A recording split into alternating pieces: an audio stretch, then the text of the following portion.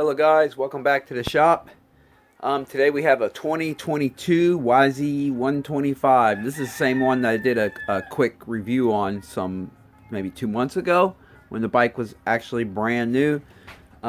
She probably has about 20 hours on her right now, and we're having shifting issues, or he's having shifting issues. Braden, the one that owns the bike.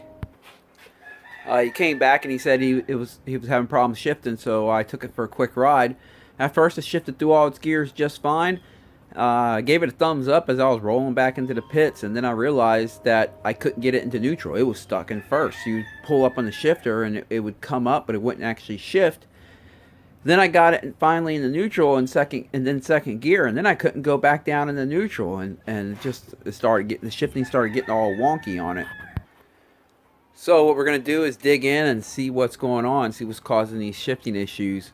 I talked to the grandfather at maintenance of the bike, and he said he was changing the oil every 10 hours of riding, which I told him, man, that's way too long. I asked him if the oil was coming out dirty, and he says, yeah, it was coming out black and dirty. I said, well, it's better to get rid of the oil before it gets black and dirty, because when it's dirty oil, you're riding on dirty oil. That's what that means. And the idea is to never ride on dirty oil, so that the motor always has good oil, which means you have to change it before it actually gets old and dirty.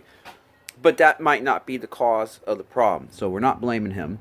Then I asked if the kid's shifting with the clutch or not, Braden, and he says he doesn't know. Again, we don't know. It might not even be his fault either. It could be no one's fault. Who knows? But here's what I'm thinking I'm going to find. First off, what I think I'm going to find is a chipped tooth on the transmission got underneath the shift drum, and it's catching up in the shift drum and keeping it from spinning every so often. That's what I think I'm going to find. Now, that's the worst case scenario, because that means we have to split the cases and stuff and pull the motor, split the cases, and we don't want to do that. What I'm hoping to find is that it's something on the shifting mechanism side right here behind the clutch, which means I want to pull the motor. Sometimes I can chip off a piece of the clutch plate and it gets caught up in the shifting mechanism. That could be the case. Also, there's a 12 millimeter bolt that holds the star gear, or whatever you call it, onto the shift drum that the shift detent little wheel rides on, and that your shifter actually, the ratchets. That little 12 millimeter bolt can sometimes come loose and start backing out, and that can cause these type of shifting issues too. So I'm hoping to either find a broken clutch plate that got crammed up in there, or that bolt backed out. That way we don't have to split this motor, pull it and split it. But let me go ahead and drain the coolant and drain the motor oil, so we can go ahead and take this clutch cover off and see what we got. Alright, got the fluid drained. I'm going to go ahead and leave her off the stand for now, because when I pull this cover, they like to still drip a few drops of oil and stuff. So I'm just going to leave it off so I can put an oil pan underneath it to catch that. But next thing I'm going to do is remove the the rear brake right here, the kickstarter, and the pipe. That'll get me access to this so I can pull her off. The oil pan of shame. Look at that. We have some gears in there, lots of clutching material. You name it. This is stuff that's falling out of motors when I'm going to drain the oil. Pretty nasty, but let's get this stuff removed. Alright, I'll go ahead and start by removing the power valve cover here, because that has to come off and be disconnected. We have to disconnect this lever right here to get the clutch cover off. You can see how clean she is in there. I mean, this motor's pretty much new. Alright. They did not have that very tight.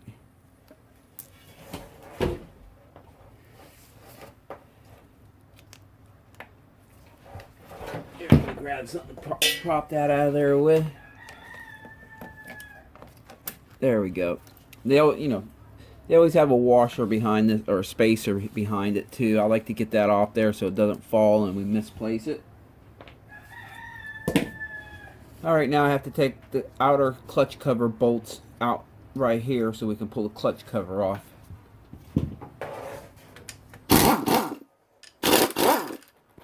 Alright, got all the bolts out. Remove the water hose here. Alright, let's pull the cover off.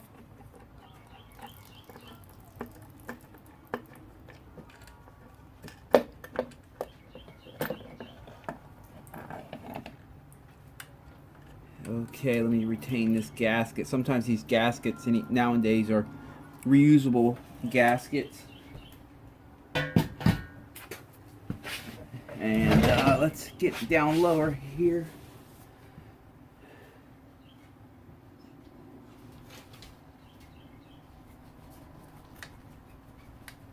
I already see what's wrong, guys. We're not going to have to pull this motor out, but we do have to pull this clutch off to get access. Alright. That's good. This is going to be a pretty quick and easy fix, which is really nice. I mean, fingers crossed that no further damage was caused inside the transmission because of this. What you're going to see it in a minute, but what happened here was it looks like either the spring came disconnected for the shift detent lever, or it broke. I'm not sure which one yet. I'll know for certain when we get in there.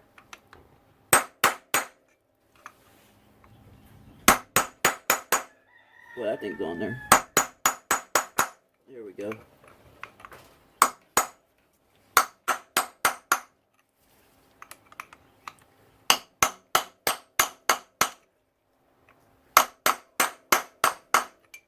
All right. So, yeah, as long as no further down. I don't know how long he rode like that. Hopefully not too long.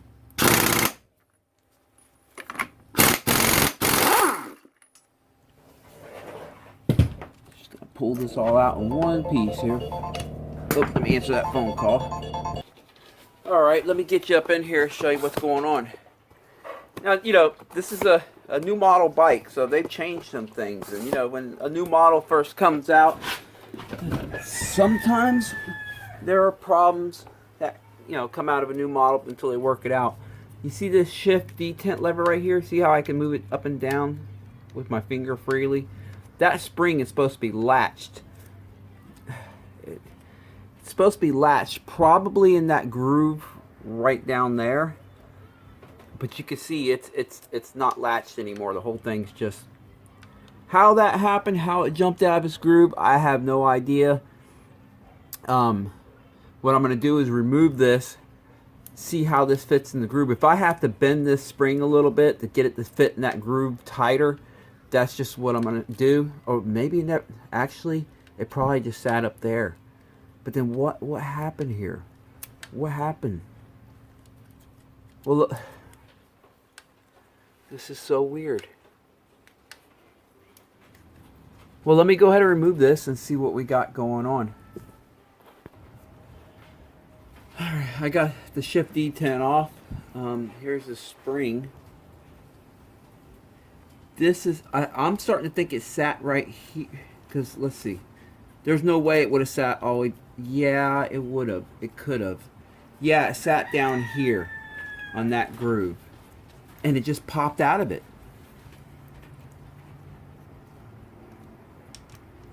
And I don't know how it did. I mean, you can see the groove right here.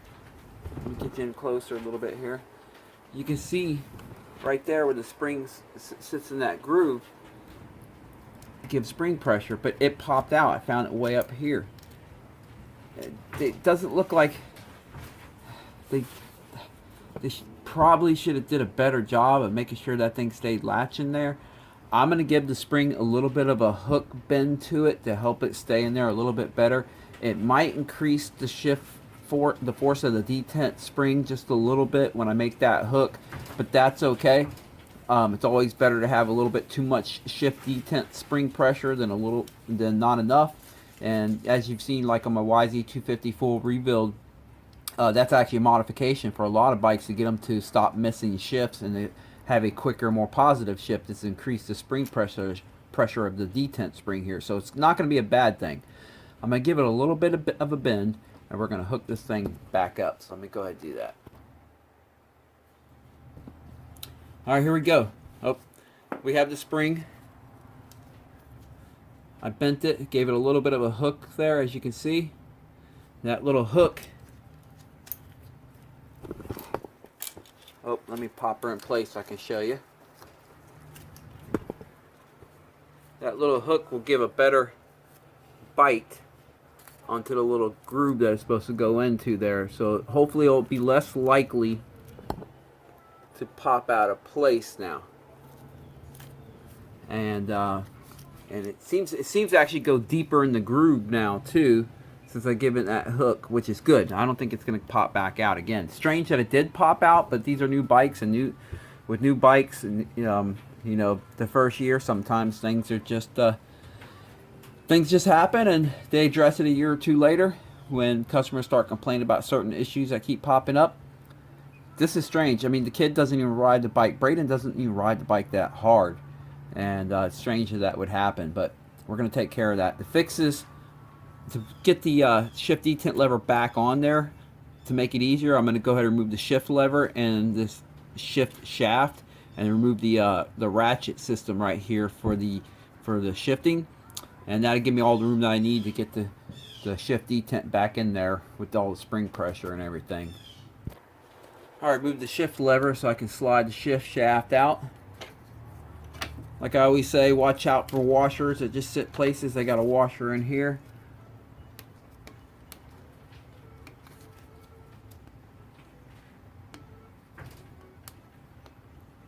Well, that washer's stuck on there too. Let me see if I can pop up. If I gotta get up and go get a magnet, I will. Here we go.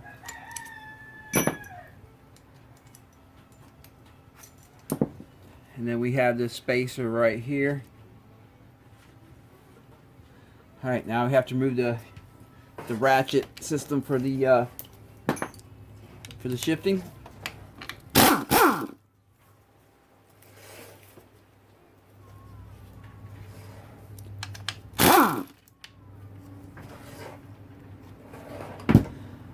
Try to keep that all together. Don't need everything. Uh-oh, spring just, I heard it. Oh, okay, stayed in place.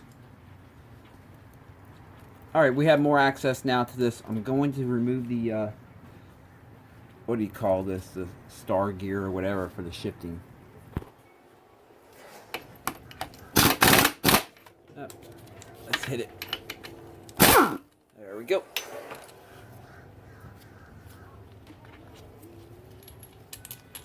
Alright, now I'll be able to reassemble everything. Let me grab some Loctite as I put this together. Alright.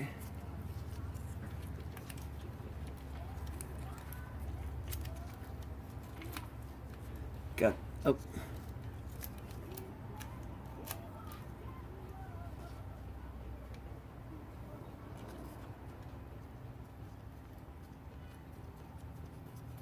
And I put a dab of Loctite on that, the red stuff. Don't like anything coming loose or apart while you're riding.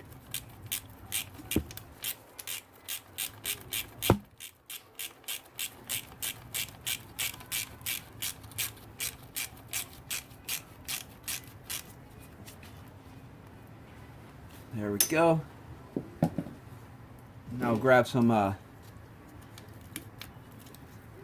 some long needle nose pliers here, and that's going to I'm gonna use this to hold this down so we can reassemble everything.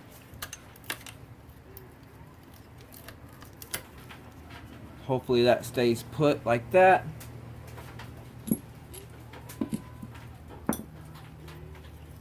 And hopefully I got enough room now to get in here. Oops.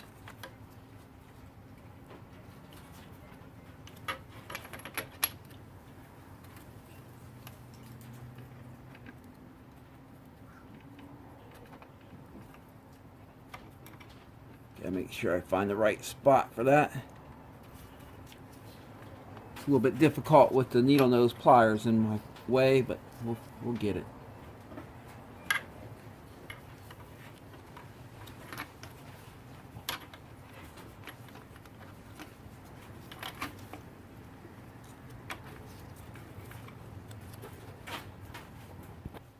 Alright, I got that lined up in its groove.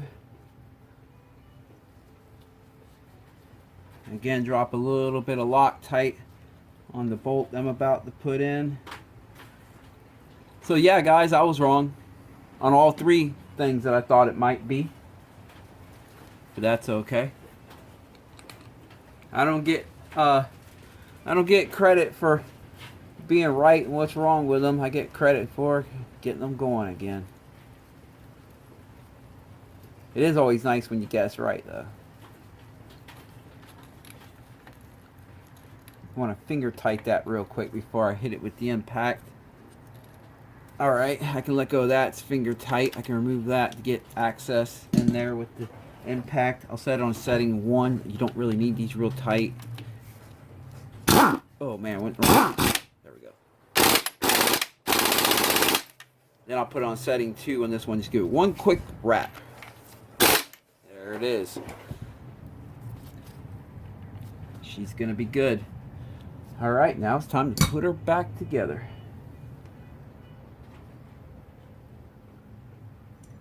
Since I kept this piece all together, you see a lot of times you can slide it all back in together. Because they're, you know, if you ever worked on these before, they're spring loaded. And sometimes they just jump out of their groove and then you're stuck trying to put everything back together. It's not too difficult, but it makes it a lot quicker and easier if you just keep it together when you pull it off, and you can put it back together all in one piece. Alright, put a dab of Loctite on these. I like to use red Loctite inside the motor. I just don't go crazy with it. I just put a dab. That's enough to keep it together. At the same time, you'll be able to take it apart in the future when you need to. If you put too much red Loctite on it, good luck getting it apart. You gotta know how much to use.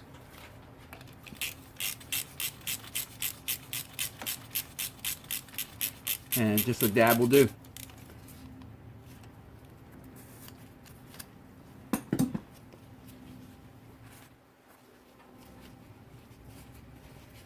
Clean up some of this stuff here. Alright. Go ahead and put the spacer back on. Slide the shift shaft. That is interesting. They used a looks like a rubber seal right here. They usually put the seal on the opposite end. Maybe they're using a seal on both sides, but that's interesting. I've never seen that before.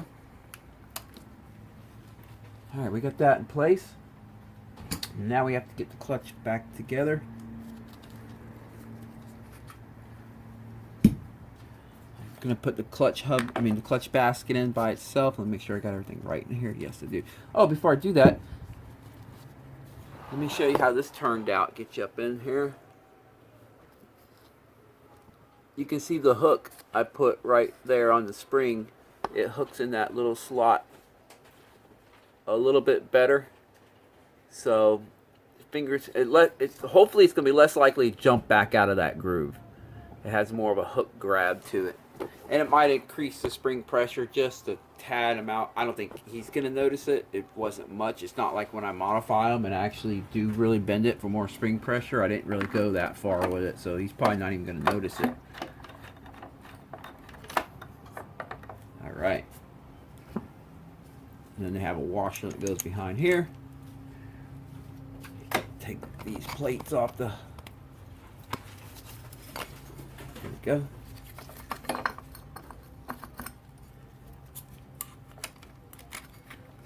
One fiber, one steel. Make sure the rounded end of the steel plates, there's the way they stamp them out, that's a sharp edge. That's a rounded edge. Always make sure the rounded edge is faced towards the motor. That allow for when you go to let out the clutch, it allows it to cinch down all the clutch plates easier while it's under friction. So basically you get a more solid engagement of the clutch while it's under friction, under power. Which I just feel it. I do this every day for a living, so I just feel it with my hands like that real quick. You probably can't see in the video because my hand was over here, but that's all I do. I just feel the back. I can feel if it's the sharp edge or the round edge. All right, turn the camera a little more so you can get better in here. You don't have to use Loctite on this because you have a locking tab here, but I still use a dab. Doesn't hurt. You know, if most people ride these bikes at the track, they're doing jumps and stuff, and you want to make sure everything's locked in really good. You don't want stuff coming loose when you're attacking obstacles on the track.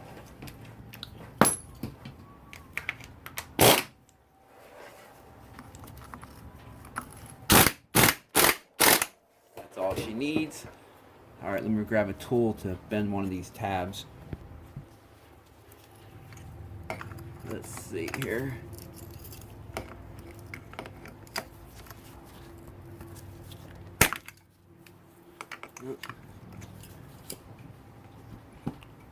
Let me see if I can tap it up a little bit first.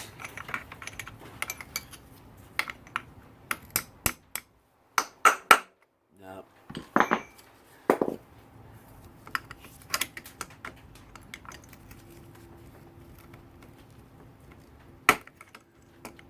Well, she's being stubborn. Let's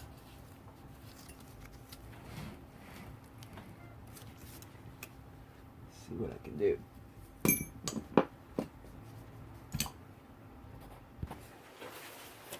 I got a bite on it. Alright, I'm bending it now. Got a bite.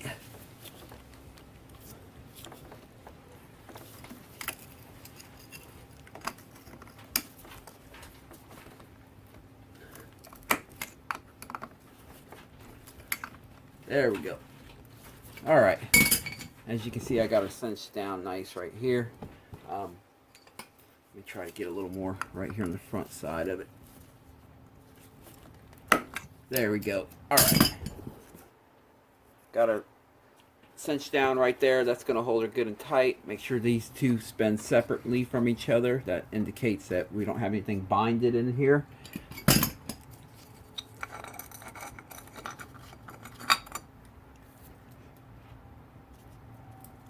Then I'll go ahead and pop all these back in place. Let me wipe that down.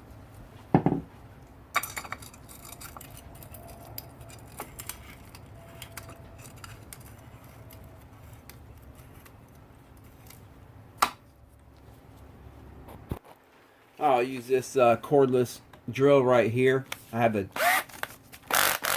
drag set on it so it won't strip anything out. I'm going to use that just to bottom these out. And then I'll tighten them by hand.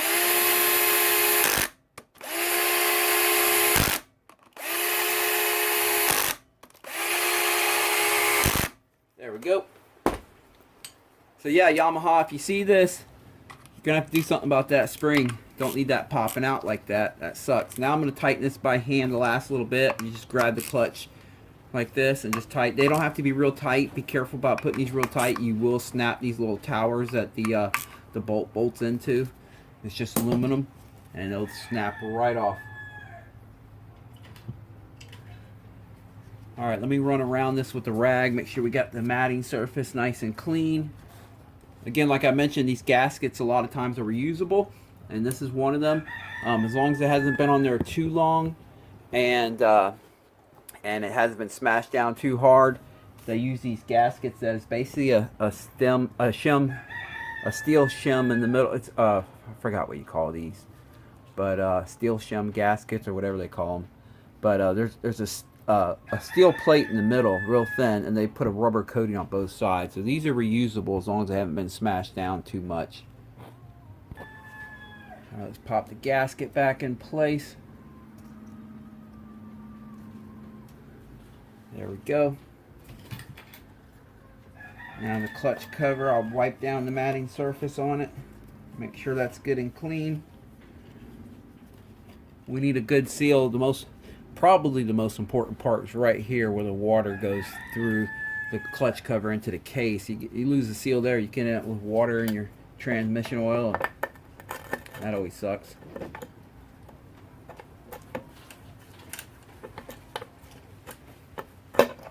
Hold on. Hold on.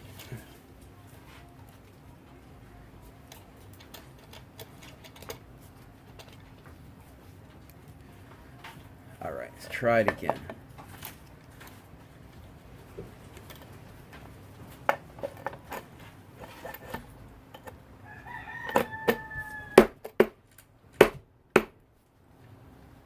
Sometimes what helps when you get this far, Okay, like I said, sometimes it's good just put the Kickstarter on and give it a little bit of a spin and beat it down, and that can line up the water pump gears here if it's having a hard time going on, because the water pump gear to the main gear in there is not lining up. Or you can remove the cover and just turn the water pump impeller by hand. But now that I have that in place, actually let me put just 2 bolts in it for now.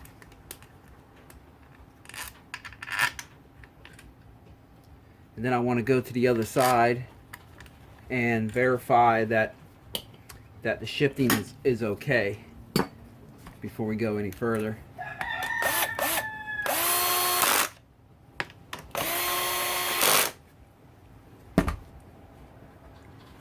First, let me double check this.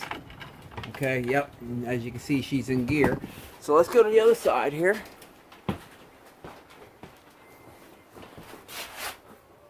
Let's try shifting her.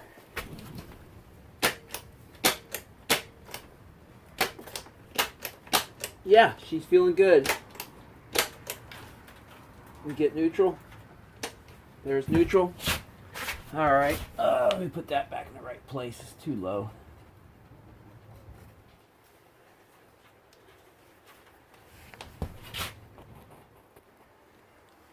So yeah, if you have a YZ125 2022 or newer and it starts doing funky shifting, you might want to just check that out real quick. Seems to be that's all that was wrong with this one. Alright, let me put the rest of the bolts in the clutch cover here and get the clutch cover cinched down. Alright, now we got to get the power valve stuff back together. Remember that had a spacer washer right here.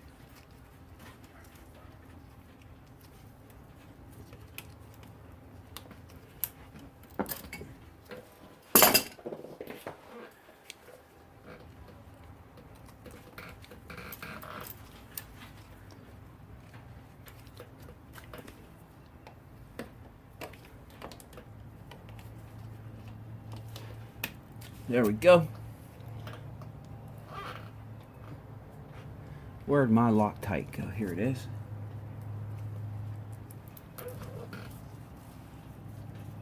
Use just a dab on this. That's all you need. I'm talking about a tiny little dot.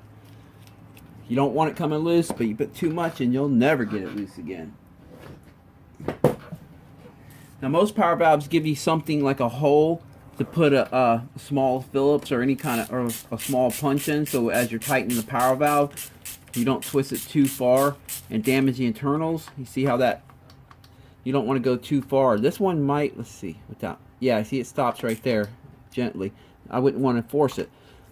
What I'm going to do, since they don't seem to have a hole, is I'm going to stick this tool right here and it'll block it from lifting up, you see, and then I can tighten it without breaking anything.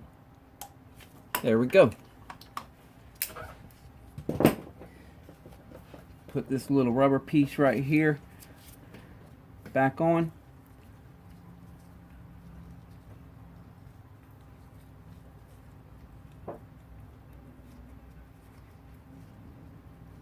Usually Yamaha on the older models always used to use a dab of YAMABond right here to help seal it, but in this model, this is a brand new bike and I don't see any on there, so I'm not going to add any to it since they're not using it anymore. Maybe they got a better seal and they don't need that extra bit of YAMABond right there to seal at that joint. I'm just gonna assemble it the way it came apart.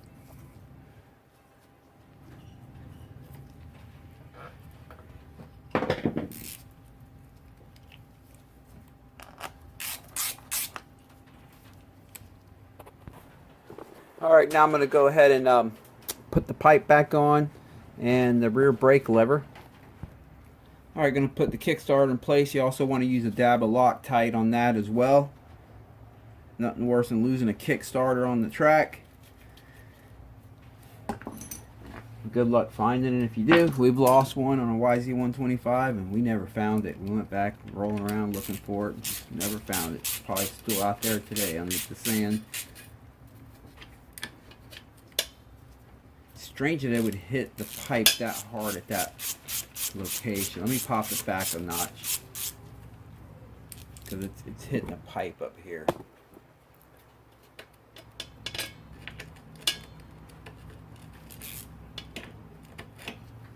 That's better.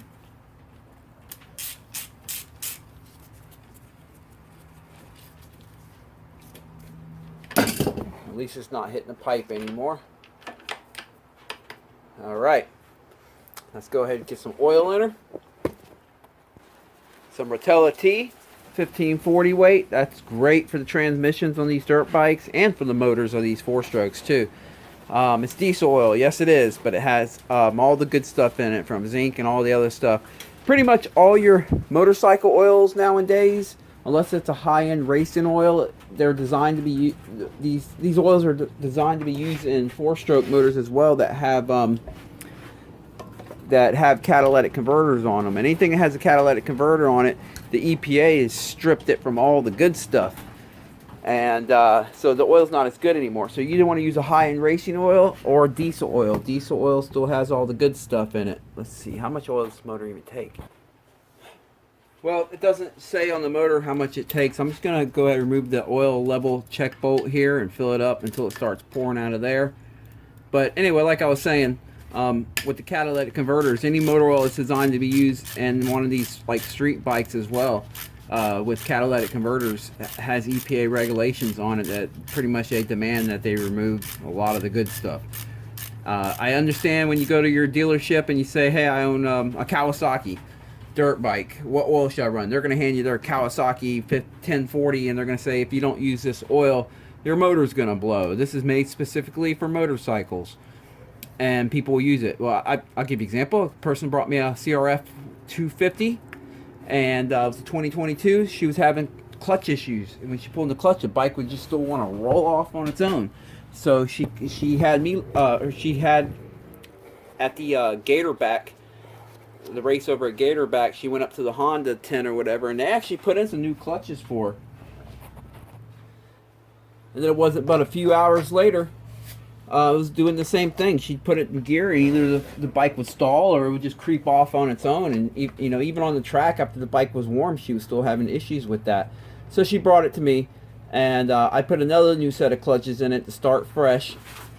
And then I told her, I said, we're going to change the oil. What kind of oil have you been using? She told me she was only using the Honda stuff. I said, well, what we're going to do is we're going to change the oil to Shell Rotella, and let's see how that does. And she hasn't had a problem since. So, you know, I mean, use whatever you want, but for me and my household, we use Shell Rotella. All right, I have oil draining out of the oil level plug right here. I probably put a little bit too much in it, but that's okay. We're gonna wait until that stops dripping and hold the bike up vertically. You want it straight up and down until the last drop comes out of that, and then you can cap everything off and the oil level will be good. While she's doing that, I'm gonna go ahead and fill her up with coolant. We're going to get her on the stand, start her up, run through all the gears, and make sure everything's good before I send her back out. Okay, I'm going to start her up while she's on the stand and run through all 6 gears, make sure everything's good.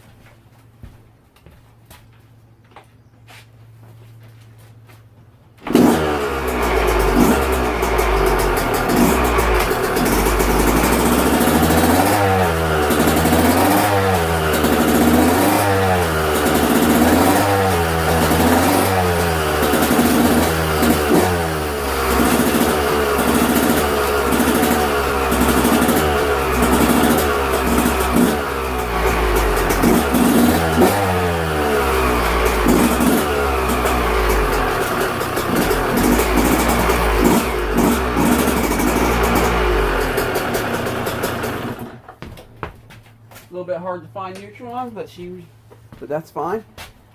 All right, everything works. She goes through all 6 gears and she finds neutral and everything's good. So yeah, if you have a YZ125 2022 or newer and she's giving you shifting issues, I would definitely start with that. Pull the cover off, make sure that shifty tent spring didn't jump out of its groove. It did on this one, and this bike hasn't even been ridden hard, and it only has about 20 hours on it. So it's pretty strange, but it is what it is. It's a new model and things can happen. On first, I think it's going to be okay because I didn't see any metal shavings in the oil when I dropped the oil. And so I honestly, it's going to be good.